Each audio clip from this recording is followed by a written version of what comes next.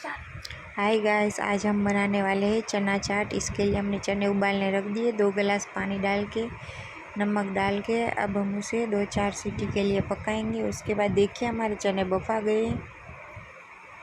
अब हम इसका तड़का लगाएंगे। इसके लिए मैंने 1 पावड़ा तेल डाला है।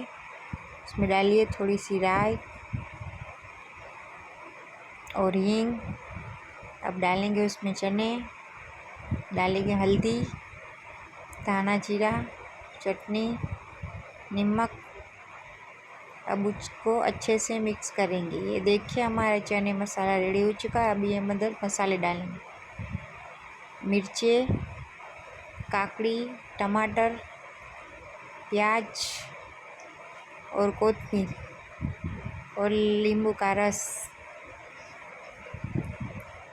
और उसको अच्छे से मिक्स करेंगे। ये देखिए हमारा चना चाट बनकर रेडी हो चुका है। अगर आपको रेसिपी अच्छी हो तो लाइक करें, शेयर करें, सब्सक्राइब करें। Thank you.